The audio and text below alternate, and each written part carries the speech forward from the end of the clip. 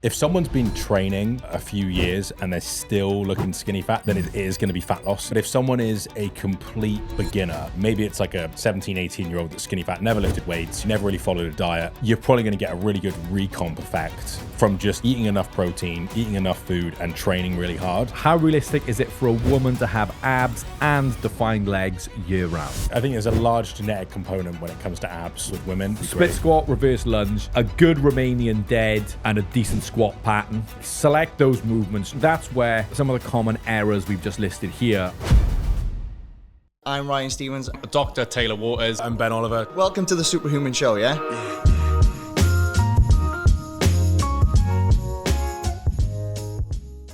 What's up, guys? Welcome to the Supra Human Show with your host, Ben Olliver and Dr. Taylor Waters. No, Ryan. Again, Retired. He's done with us now. He's retired. Yeah, he's had enough. He's had enough being the butt of all the jokes. He's he messaged us this morning and said, I'm not coming. Yeah. No reason. Just I won't be coming. He's done, yeah. But anyway, today we have roundtable Q&A.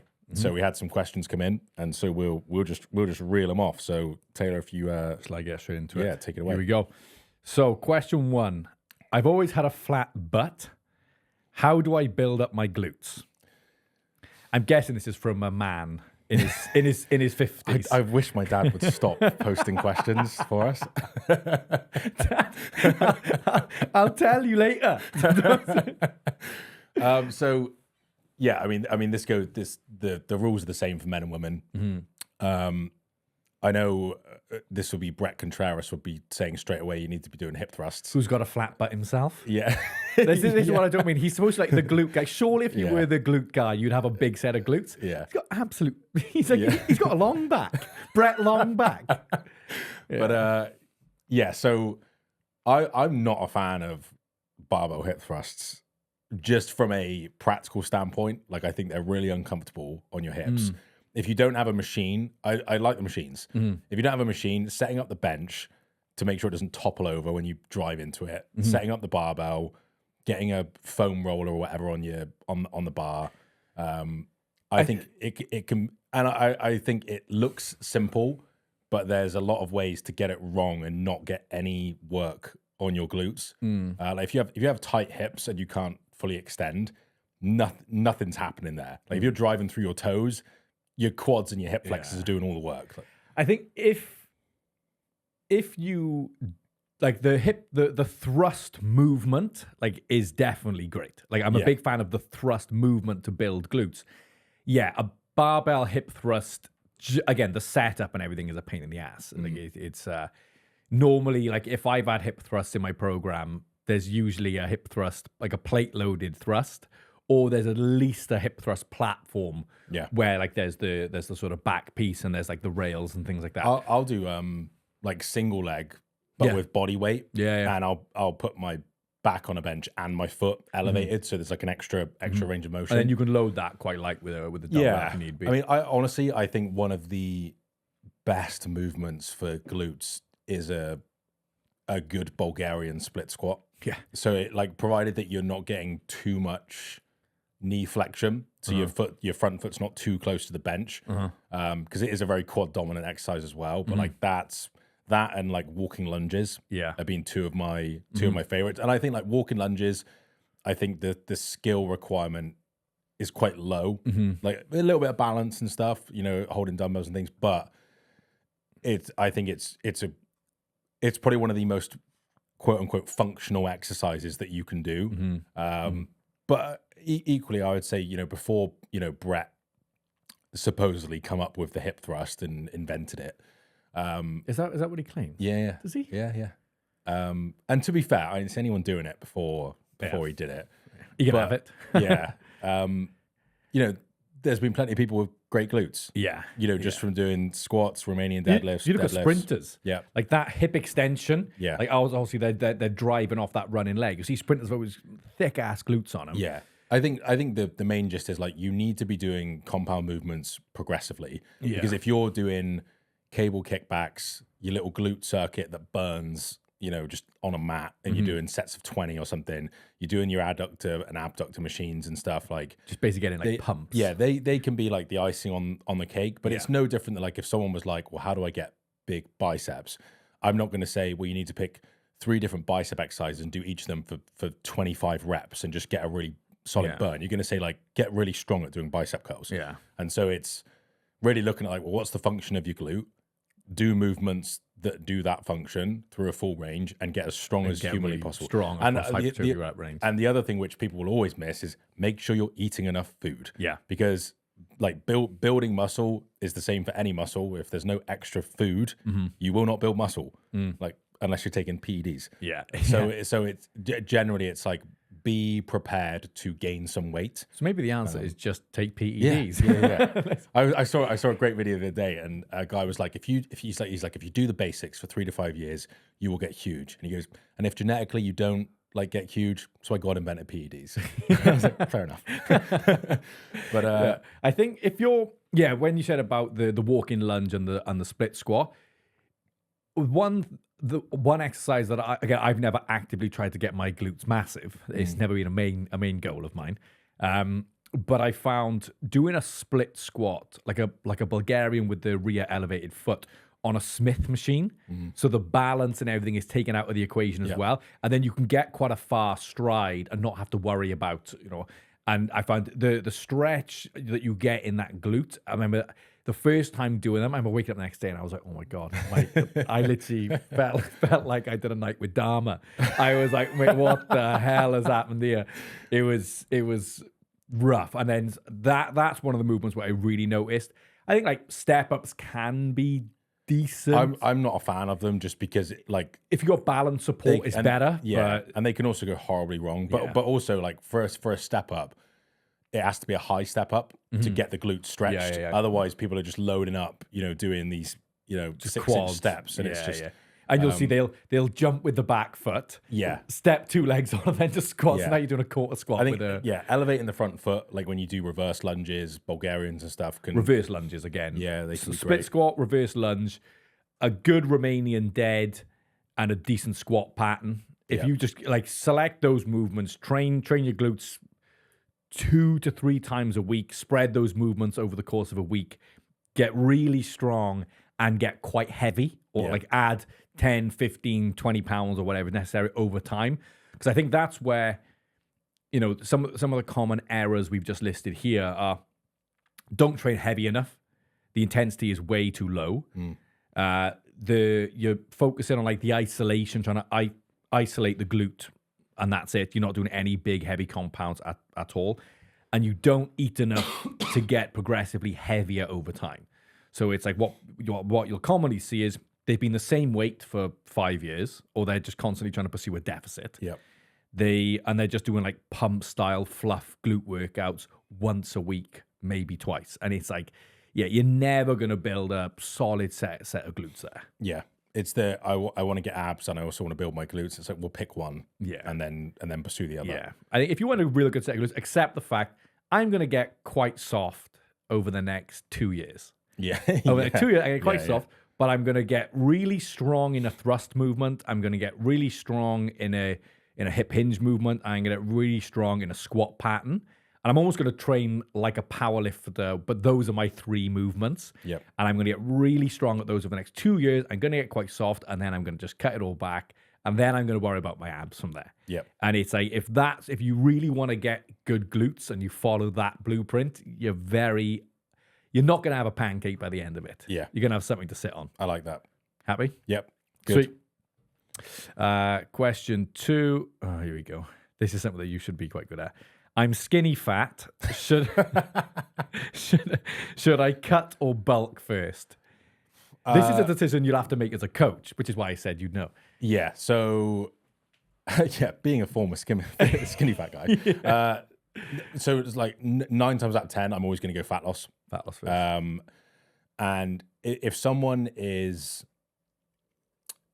been training for a few years and they're still looking skinny fat, then it is going to be fat loss. Yeah, potentially.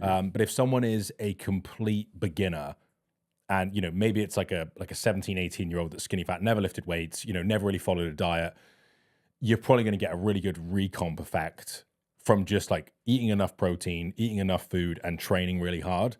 And you like in that situation, you can drop body fat and build muscle at the same time. And it's like the newbie gains. It doesn't last very long, but like you can, if you do it right, you can do it. But if someone is more experienced, like the typical client that we might get that looks like that is, you know, maybe a guy that's mid 40s, 170, 180 pounds, so not significantly overweight, low muscle mass, higher levels of body fat, typically around like the hips and kind of chest, maybe does running or kind of cardio, not a lot of weight training. In that regard, you know, running and sitting. Yeah, running and sitting and drinking wine. And in that sense, I'm still gonna probably go for like a slight deficit to start. But just from, you know, cutting back potentially on the cardio, proper resistance training, adequate protein, they're going to probably build a little bit of muscle and get some newbie gains within that. Because even if someone's been training for 10 years, if they've been doing it wrong, they can still experience that kind of 6 months to 1 year of just like crazy progress because they never got it, because they never did it right in the first place. So, but again, I would typically lean on fat loss first, because we know if you really want to optimize for muscle building, you need to be in a calorie surplus. So that fat isn't magically disappearing when you're over consuming. And let's just see how much tissue you have at the start. I think you can go either way. You can always justify, you know, if you got no muscle mass and it's like, well, let's just, you know, work on the basics of like monitoring your nutrition, getting big, getting strong. So at least there's a bit of a foundation of muscle to pull on. Then you can pull down on that. As you said, which is normally the way I would lean, is go deficit, get lean first, and then whatever muscle you start building then from there, like you're at a good foundation there. And now you can start reversing things back up. I think what's really important that you said it then is a slight surplus.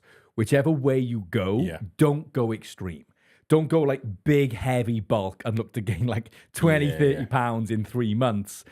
And don't obviously go massive fat loss where it's like you're looking to drop like 2-3 pounds a week either. Because like you don't want to risk any muscle loss. So it's like if you're in a deficit, you want to make if you're in a small deficit and you're a newbie, the potential to build muscle is there still. But it's like if you go in a huge deficit and you're dropping 2-3 pounds a week, like the ability to accumulate new muscle tissue is just going to get smaller and smaller and smaller. And again, because I'll always listen to the client and what they want to do. And if they're like, I really just want to be bigger, and I kind of say, well, look, like, you know, we'll try and limit the fat gain as much as possible. So maybe relatively your body fat percentage does go down because your body fat amount has stayed the same and we've increased your weight. But that's very hard to do. And, you know, they're probably not going to look any better topless. They're just going to look better in a t-shirt. But I'm always going to give my recommendations to a client based on their goals. But if they're like, no, I don't want to get that light or whatever, then I'll be like, okay. But I tend to try and do fat loss because a lot of the times they're really happy with how they look, even when they're lighter. And when they realize like, oh my God, like, you know, my hips have shrunk and I look bigger now, even though I'm 20 pounds lighter, their idea of like, oh, I need to be lean at 200 pounds, like they don't really realize how big that is.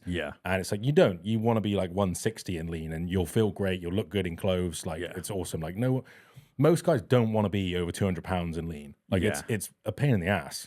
You are definitely closer to wins if you go fat loss first. Like if you want to go muscle building first, you might spend 10 months in a muscle building phase and then another net a few pounds and then another 6 months in fact. So you're talking 16 months before you even seen any difference, like any significant difference. But yeah, I think whatever route you choose to go subtle. Like you could even sit at maintenance for a bit and just look 100%. To improve body comp from there. But yeah, there's the biggest thing you don't want to do is go very heavy in either direction. I agree. And I think from a coaching standpoint, what you said there, which was key, is sometimes you might have your professional opinion on what is the best thing to do from a physiological standpoint. However, you also want to think about where the client's own motive lies. So if they're like, look, if you think they should go into a fat loss phase, because that's where you think the best wins are going to come from, And they're like, look, I would rather just get a bit thicker, fill my sleeves up, get stronger in the gym. Like, that's just really what I want to do. I'm just going to lean into that because I'd much rather lean into their own motive than try to pull them away and go the other direction. If they've been called skinny their whole life, then the idea, as soon as they see that scale start to come down, they're going to freak out and be like, the program's not working. And so this is why we do our in-depth onboarding calls, because we're looking at what makes them tick, and what motivates them and stuff as well. Because exactly like you said, if they've had previous experiences where, ex-girlfriend called them skinny and thought they were small, and it's like the idea of now them getting smaller, even just you saying we're gonna have to get smaller before we get bigger, they're like, no. Then it's like even if you convince them on that one call, you're going to be fighting upstream the whole time, because they're psychologically not going to want to do it. As soon as something gets a little bit tough, like they feel any sort of resistance, they're going to fall off plan, because that motive is just, it's not that high. Like they're only doing it because you've told them to. And that's not going to be enough when they get faced with, we're going out for meals here, they're being offered this, they're going traveling, they haven't prepared. As soon as the obstacles start to pop up, they're just going to crumble, because they're like, I'm only doing it because he told me to, and it's not actually what I want. So I think it's always worth asking the question of, where would you want to go first? And then be like, okay, and if that aligns with your own ideas, then great. But if not, you always want to factor that stuff in. But typically fat loss, subtle adjustments. Sweet. Good one. Right, what do we got here? Oh, again, another one for you, and this is actually more for you. I keep injuring my lower back when lifting. Should I stop? Never. You should. Keep going. Yeah. What have you got? How many discs? 5. 5. Yeah. 5 left. Yeah. Got 5 with the rest of dust. I mean, there's so many factors that will go into, any injury, but lower back in particular, because, everyone gets slight disc degeneration just as you age. Yeah. Everyone has slight herniations. They may just be asymptomatic. And, and then you could have another herniation, which is right on your sciatic nerve, and you're in excruciating pain and it's debilitating.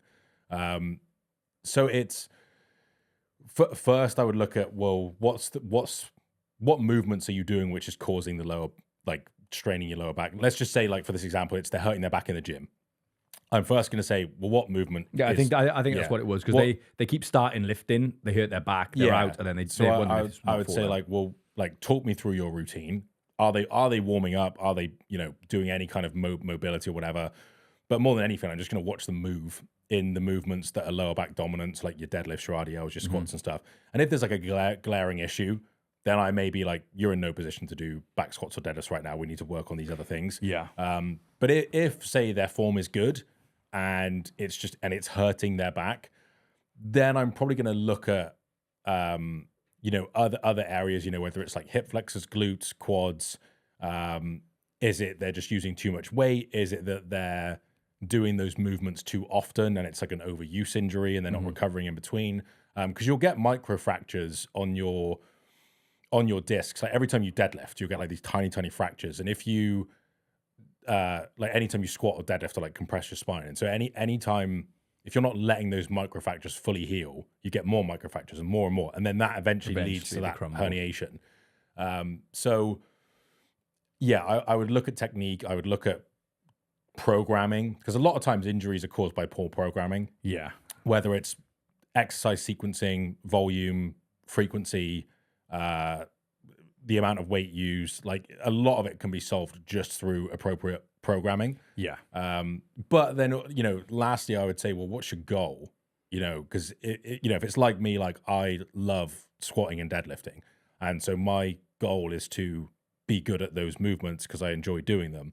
If my goal was only body composition or fitness or whatever it was, or looking good, I know there is zero need to do those movements and I could still get all the results, but I have an emotional attachment to those exercises, so I like to do them. So I would first have that conversation and say, like, like, is it that you really want to be able to do these movements, or are you cool just dropping them out? And it's a balance as well, because if you always dropped out movements that cause you issues, you're just going to slowly whittle down that list over time. And then it's like, I can only do 3 movements and everything else hurts. Yeah. Because you're not addressing any underlying issues. Yeah. But at the same time, there may be some movements where your mechanics just aren't suited to. You know, like a 6'8" basketball player is never going to be a good squatter because they've got such long femurs. And so they can't do an upright squat, or very rarely they can, because again, just the length of their femurs, they're sat back like a good morning. So they're probably going to get some lower back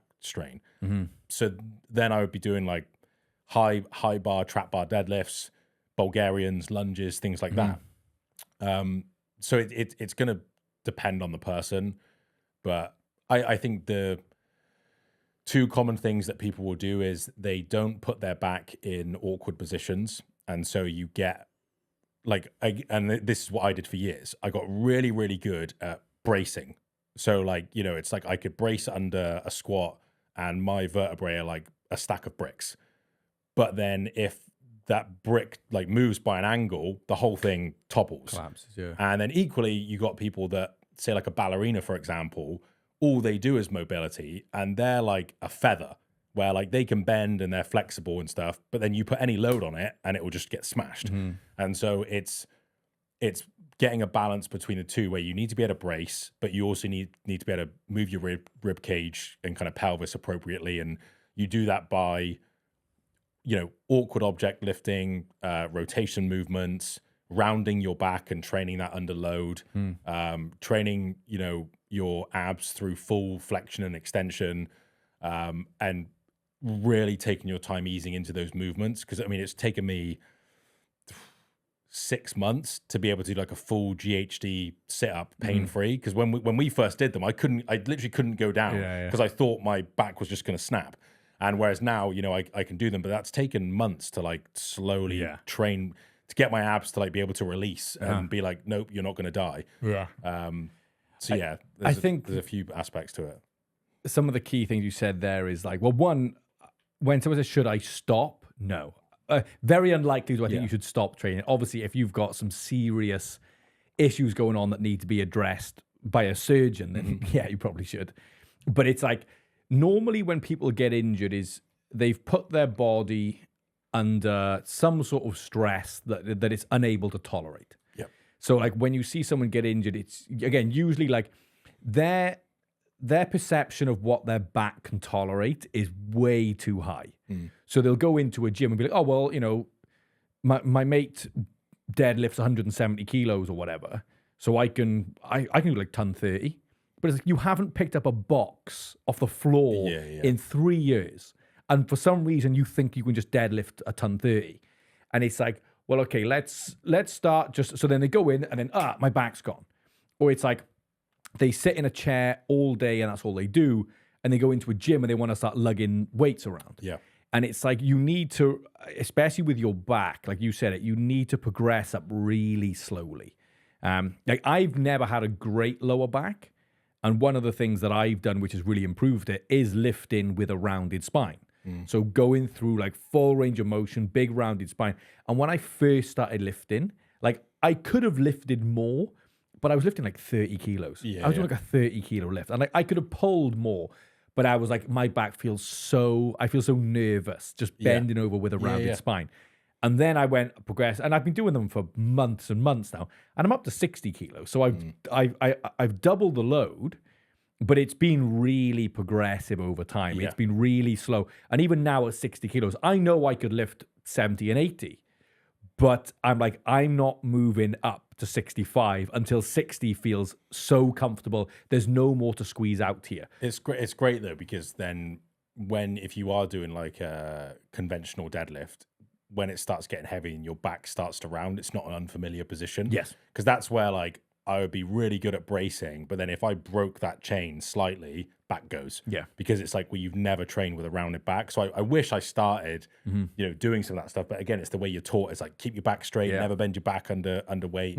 And, you know, you're taught to be a breeze block or a fridge. And it's like, and then you've got no, you know, side, like your intercostal muscles kind of just get stuck. Yeah. And so one of the movements, which I always do now, is like a 45-degree like side bend where I'm like, the purpose of it isn't to like train my obliques, it's to breathe as deeply as I can into my rib cage to get all of that to expand. Yeah. And so I'm reaching and taking a deep breath in and trying to really stretch everything out. And so even before I train now, I'll, hang from a pull-up bar on one side and lean in and breathe into my ribs and kind of just get everything moving.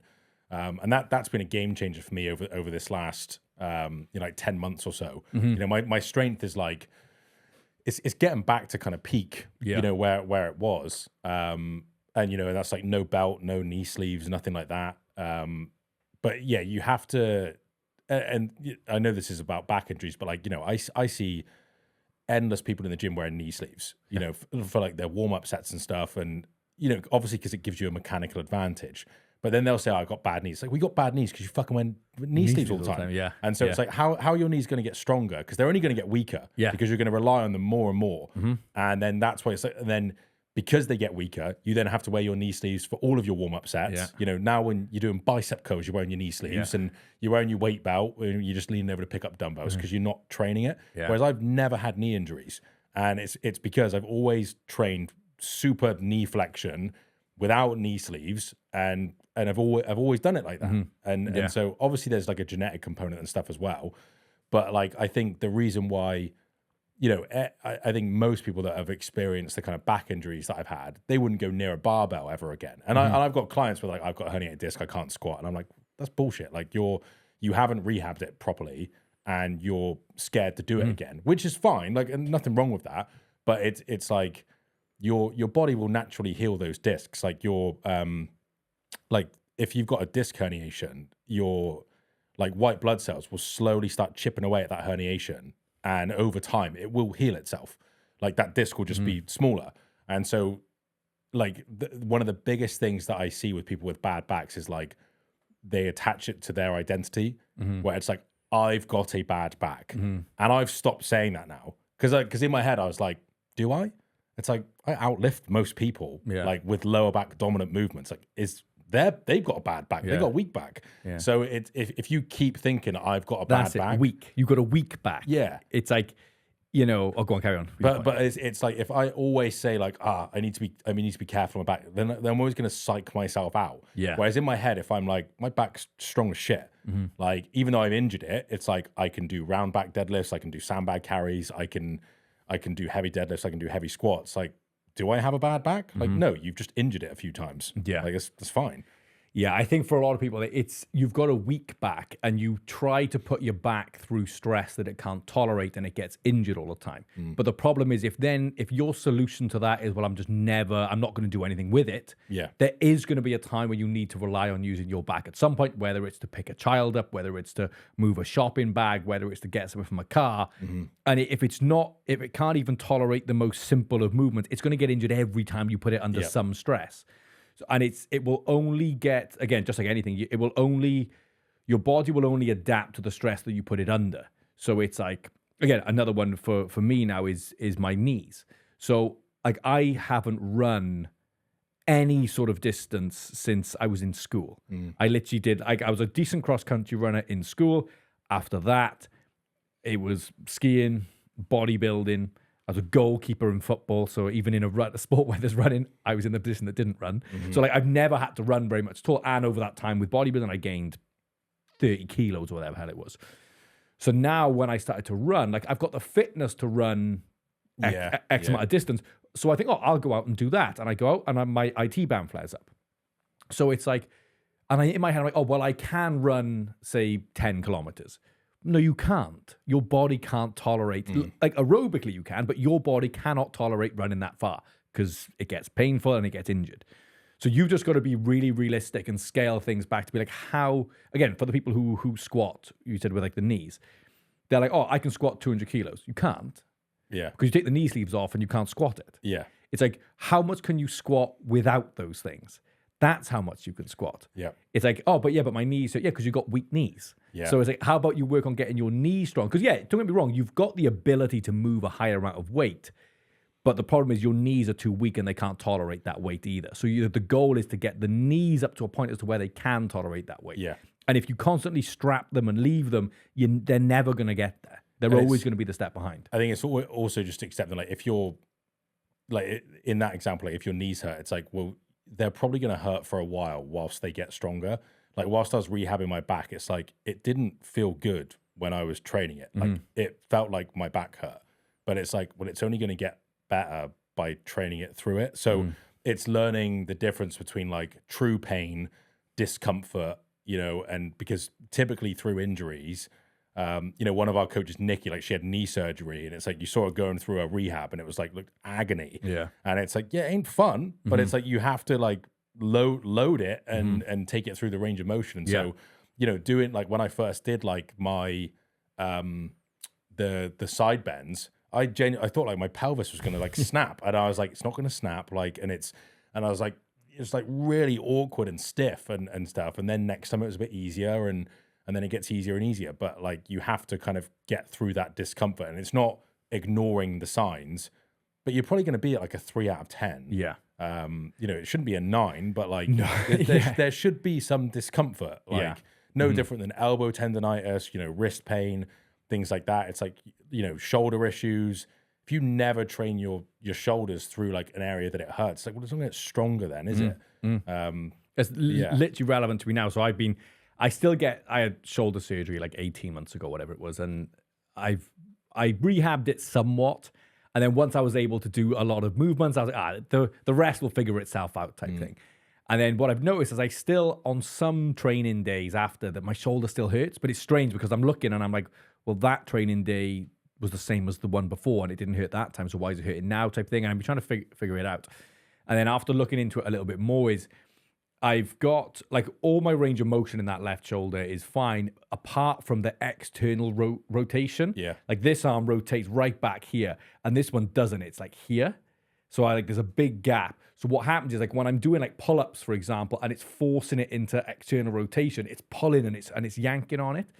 So then what I've been doing now is just focusing on getting that external rotation back because that seems to be where the issue lies. Yeah. And it does hurt. Like I'm on a towel on the upper arm and I'm rotating the dumbbell back and I can see it's not there, but eventually over the next 5-6 months, I'll get it back there. Yeah. And then when I do things like pull-ups and stuff, it's not going to hurt as much. Yep. But it's like, it's just about being really clear with where you are now and then very gradually progressing it up to where you want to get to. Yep.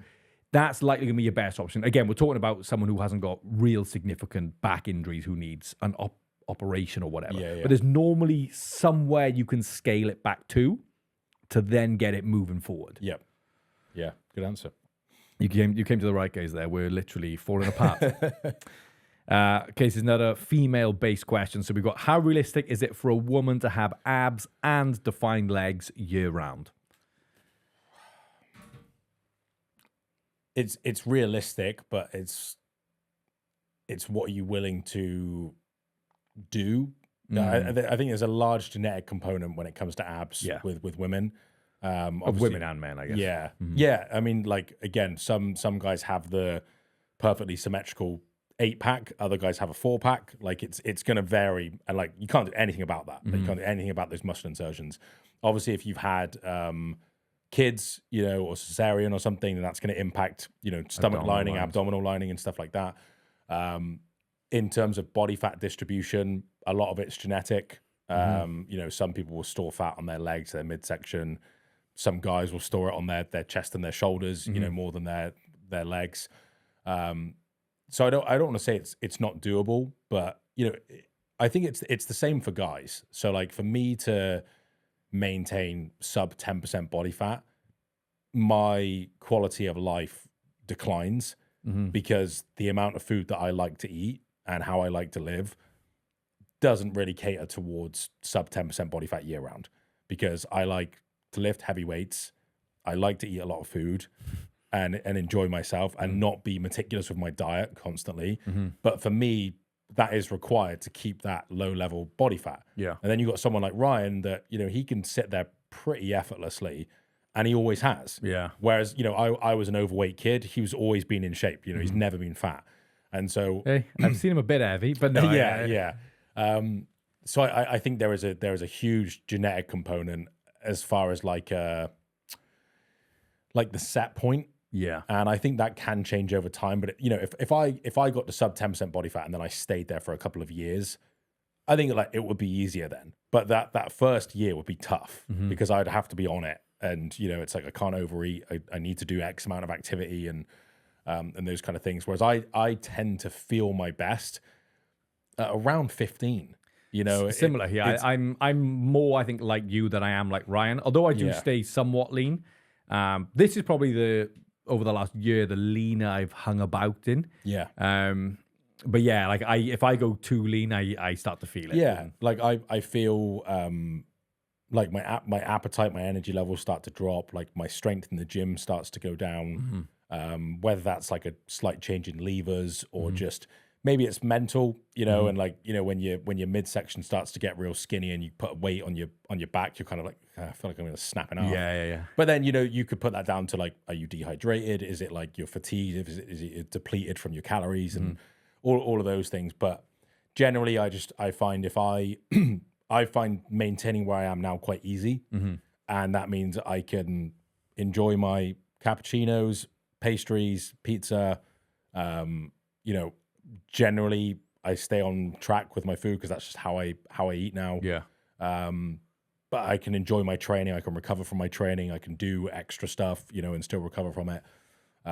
So I mean, it's exactly the same for women. I think again, genetically, men can handle being a lower body fat. Yeah. Without it disrupting hormones, and we're a bit more resilient from a hormonal standpoint. Obviously, we don't have menstrual cycles and stuff, and that can be impacted. But again, that can be impacted by low calorie intake, excessive exercise, low body fat levels. It's not just one thing, because you can get some women that are super lean that are perfectly fine. Yeah. You got other women where they drop below 20% and maybe they lose their menstrual cycle. Maybe they lose it anyway. Yeah. And so it's like there's so many variables that go into it. So I don't want to say it's not doable, but from what I've seen, generally speaking, a outline of abs and defined legs, I think, is doable. Yeah. I think having like a ripped six pack, I don't know if it's optimal for women or sustainable. If you're an elite athlete, like sprint, like you look at the Jamaican sprint team, it's like they're ripped. But then again, you can look at genetics where like their hip structure isn't as feminine. Yeah. Like they have more masculine traits, and maybe that's down to genetics or hormones or whatever it is. But that's what makes them a good sprinter. Yeah. Because their mechanics are suited towards like sprinting. They don't have the Q angle of their hips. Yeah. You look at most elite female athletes at the Olympics that are in like the power sports. They tend to have the broader shoulders, the narrower hips, more masculine shaped physique, because that stereotypically masculine. Leverage wise, muscle insertion wise, it's caters more to produce force. Yeah. Like that's just fact. So they may find it easier to maintain lower body fat percentages. But yeah, I don't particularly like these questions because it's like the answer is it depends. Yeah, I'm like, I need to see what you look like, what you've looked like over the past 10 years, how disciplined you are, what your lifestyle is like, what your abs look like, and where you store your body fat to then go, yeah, you could do that, or like, nah, it's probably not in the cards for you. Yeah. I think it's like for some people, it's very realistic. Yeah. Like for some people, like they actually do it and they do it very well and very easy. I think, again, from experience working with people, like generally getting just like a somewhat moderately lower level of body fat as to where you've got some muscle detail, that's generally achievable for most people and sustainable for most people, if you're willing to tolerate the lifestyle that would go along with that as well. Like I always say to people, it's not necessarily about what you want, it's what lifestyle or what work are you willing to tolerate. Yeah. Like if you can figure that out, then you'll be able to, and then whatever that gets you, that's like when you're looking at sustainable, that's where it's like, because like you can go, I just want to achieve this thing and I'm willing to do whatever it takes to get that on that date, fine. But if you're looking at what are you willing to sustain over long periods, okay, but what lifestyle are you willing to live over long periods? Yeah. Because it's like, if that lifestyle you're willing to tolerate, being quite meticulous with your diet, being pretty active, if it's not a natural accumulation of activity. But then if you're willing to do that, well then, okay, yeah, it's for you, it might be quite realistic. But if you're not willing to tolerate that, well then it's not going to be realistic. So that's the word realistic, because if the question was, is it possible? I say anyone, Yeah. like, anyone can get stupid lean. Like you may have to go really, really low calorie, really high output. Yeah. You may have to lose your menstrual cycle. You know, you're going to be doing 2 hours of cardio a day. Like, and then is that sustainable? If you want to do it, like it is. Yeah. But if you want that to be your life. But then, if someone's like, I work a desk job, I only have time to work out 4 hours a week. You know, the kids have sports at weekends, and so it's hard for me to prep. Is it realistic for me to look like a bikini model year round? I would be like, it's going to be a real uphill battle. Yeah. You know, it's like you're going to really, really struggle with that. So it is so context dependent, and this is where like you never want to kind of tell someone to set like low expectations, but you also have to be realistic with what's attainable based on someone's lifestyle. Because again, like we'll have guys that are like, oh, you know, I want to look like this guy, and they pull up like a Men's Health guy. And it's like, well, it's his job to look like that. He's been doing it for 20 years, and he, you know, preps his meals as a meal prep company. He can afford 3 hours a day to do his cardio, do his weight training, and lives a very low stress life, and, you know, gets sponsors and stuff. Do you have any of those things? And it's like, no, I've got 4 kids, a wife that hates me, like a 50-hour work week. You know, I only have X amount of time to train. I've got a home gym. Can I still do it? And you're like, probably not. Yeah. Like, it's like, and that's not to, From my experience. yeah. And it's not to like be a Debbie Downer, but it's like for me to go, yeah, absolutely. We can have you looking like Ryan Terry this year. Yeah. It's like, no, like, because if you could, I'd be doing it. So you have to kind of paint the realistic picture for people, and that's not to set low expectations, but to set realistic expectations. Yeah. And it's again, if you're looking at what can I sustain over time, well, be very clear with the lifestyle you're willing to tolerate over time. Live that for 12 months. See what rig you're in. Yeah. And that's the one that you're willing to tolerate. That's the one that's realistic for you. Yep. Put it that way. Yeah. Sweet. Good question. Some female ones. Yeah. Again, you're coming to the wrong guy about females, the wrong people about females. Anyway. Jeez. Right. Here's one. So my tracker says maintenance is 3,200 calories, but I'm eating 2,700 and not losing weight. Is my body broken? Yes. Yeah. Next question. Yeah. So I'm really not a fan of the calorie trackers. No. And you can pull up a few studies where they can be off by about 50% in terms of calorie expenditure. So, you know, they're looking at movement and heart rate as a means to calculate expenditure. It's not taking into factor your fitness levels, your movement efficiency, Body composition. what your habitual calorie intake has been for the last couple of years, which will absolutely impact your metabolic rate. So it's very, very general. Like the only way to truly see how many calories someone expends is through doubly labeled water, which is very, very expensive. They sell it in Tesco's, don't they? Gary Becker. Doubly labeled water, which is a very expensive water where I don't even know. I don't even want to claim to know, but it's like you'll basically drink it, eat what you eat through the day, and then they have like tracers in the water that like you obviously have to, anytime you go to the bathroom, you keep it. Inject it and into yourself. you inject it into yourself like what's his face. But then they basically analyze your urine, and then when the doubly labeled water passes through, they're able to kind of work out how many calories you've expended through carbon dioxide. I don't even know what they do. But then the simpler way is indirect calorimetry, which is they'll put you in a sealed chamber in a lab, and they will measure all of the CO2 in that chamber before you go in, and then when you go in, what you add to it. And so from that CO2, they'll work out how much fat you've broken down, how much carbohydrates you've broken down, to break it down into ATP and CO2 as the kind of the side product of it. Yeah. And so we used to do it in labs to work out respiratory exchange ratio.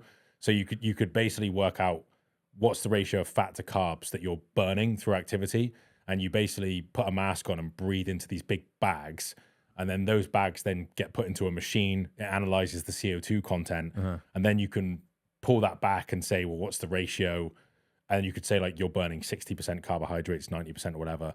But that's the only real way of doing it. And so I would love to invent like a even if you like a mask that you could wear for a day, and then, but again, you wouldn't be able to eat. So it's like a mask for a day that would just track that CO2 going through it, like a portable mask, and then just like as like a test. But it's always going to change over time as well. Like your activity levels sometimes will change, and you might sit more at certain times, and then so it's almost like you just need a starting point to start monitoring from. Yeah. And then you just basically control your dietary behaviors until you get the response that you're actually looking for.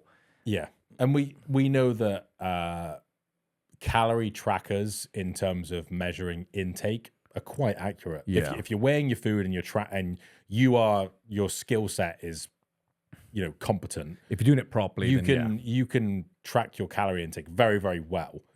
And so that's like so you basically have your calorie intake, your body weight, and calorie expenditure. And so theoretically, if you knew the exact expenditure and the calorie intake, you could work out the body weight difference. Yeah. But then again, you'd have to factor in water, everything else, sweat rate, everything. If you have calorie intake and or if you have expenditure and body weight, you should be able to work out, well, like you must have eaten this much to burn that much. Again, very, very ineffective. If we have intake and body weight differential, we can kind of estimate the expenditure based on the body weight difference because we can weigh ourselves very accurately and we can track our intake very, very accurately. So we're almost like guesstimating that third part of the equation because it's the most practical, it's the most accurate, and it's the most like sustainable over long term. And so in that sense, like I would say, well, either you're assuming the 2,700 is accurate, then I would say, well, the expenditure is incorrect then. Because if you're not losing weight, then by definition, you're not in a calorie deficit. So I would ignore the tracker and weigh yourself and then reduce your calorie intake until you start dropping weight. Yeah. Because there's so many different calculators as well of like what you need. And I remember there was a Polish porter at university. We called him Polish Pete. And this big Polish guy, I swear he was like a bare knuckle fighter before he was a porter. If someone's Polish, Pete, he's probably a bare tattoos knuckle on his fighter. knuckles and stuff. Or he's going to be. But really, really nice guy. And he would come into the gym and he started tracking his food using MyFitnessPal, trying to lose some weight. And he would say like, oh, like where should my calories start? And I'd say like, start at 2,500, weigh yourself, see where it goes. And he goes, not too low. And I was like, try it, see how much weight you drop. If you drop too fast, bump it up. If you don't drop enough, lower it. He's like, okay. Next day, I used a calculator online. It says I should be eating 2,800. Like, is 2,500 too low? And I was like, you're just using it as a means to justify eating more food, Pete. I was like, have you dropped any weight? And he's like, no. I was like, then how are you going to drop weight on 2,800? And then he'd come back the next day and be like, I do this other calculator, it said 3,100. And I'm like, Pete. And he was like looking for a means to justify eating more food. Whereas it's like, are you losing weight on 2,500? No. So how is eating more going to help you lose weight? Yeah. So it was like, it was like weeks of it, and I was getting quite annoyed with him after a while. And I was like, Pete, you're still fat. I was like, you don't need to justify eating more food. And then finally he like stuck with a 2,500, and he was dropping like kilos every week and getting great results. And it's like, mate, just like it, like the like real world data is always going to beat any preset calculator. Well, think those three things you listed there, like when you look at the gold standard to what we have available to us, nutrition tracking, if done right, maybe a 10% discrepancy, but that's still pretty good. Yep. Scale data, as long as you've got a half decent set of scales, again, it's sub 10%. Like it's going to be it's consistent, whether it's calibrated or not, it's consistent. Yeah. And then you've got things like calorie trackers, as you said, 50% discrepancy. Yeah. So now it's like, okay, well, if we remove that one from the equation and just focus on the ones that give us good information, now we can use those two to sort of figure out the third one in a much more dialed in way than just going for that third one itself. You can just remove that from the equation, focus on the two that actually give us good quality data, and then use that to make your calls. But yeah, it's normally like a guy like this or a female like this, whoever it is, it's like if you're coming at 3,200 and then like potentially you overestimated how much you move and that's what you put into the thing, or your fat percentage is high and your weight is high, so it went off a weight, and then it gave you a higher calorie intake. So actually your maintenance maybe is more like 227, and now you have to work back off 27. But now you got the information because you've been tracking, as long as it's accurate, 227, and you're maintaining weight. So now we know you're roughly at the maintenance mark, tracking to around 27. Yep. So now if you work off of that and reduce that down, now you're going to find roughly where you should be eating. So no, your body is not broken. You had a threshold. You've monitored the data's given you feedback. Now you can make an informed decision moving forward. Yeah. It's like, I'm trying to think of like just simple analogies, but if you had $100 and you walked into a store and you've been looking online at the prices of things, and then you see the item, there's no price tag on it, you've just looked online, and then you're like, it's $50. And then you go pay for it, you give you $100, and they give you $10 back, and you're like, but it said $50 online, and they're like, I don't know what to tell you. Like, here's your change. And then you're like, something wrong. And it's like, well, no, like you got the price wrong. Like, and so it's like, maybe the $50 online was incorrect and it was actually 90. Yeah. And so it's like, we're just using the accurate information. Yeah. And like, rather than getting annoyed with it, like, like this shopkeeper's an asshole. It's like, no, like you're not looking at the right price tags. Yeah, yeah. But like, it was actually a different product you saw online. And it was priced differently. Because I know so many people that will, they'll do a workout and be like, I burned 800 calories in that workout. I'm like, no, you didn't. Yeah. Like your watch told you did, but you didn't. Yeah. Because if you did, you'd be dropping £3 a week at this rate, and you're not. Yeah. So I don't even look at that as a metric. The expenditure calculators, so like what you get on like an Apple Watch, for example, and the online TDEE calculators, they're not going to give you good quality information. They can give you a guide to work off roughly. You're better off just going off, use the information that you know is the most accurate information to use, and then use that to make the decisions you want to make. Yep. Love it. Sweet. Awesome. That's all 5 done and dusted. Done. Yeah. Awesome. Well, I hope that was useful for you guys. Be sure to like and subscribe on iTunes, Spotify, and YouTube, and we will see you next time. If you love this show, please like, share, and leave us a 5-star review so that we can help more people. I'm John Madsen, Superhuman CEO, reminding you to always go get what's yours.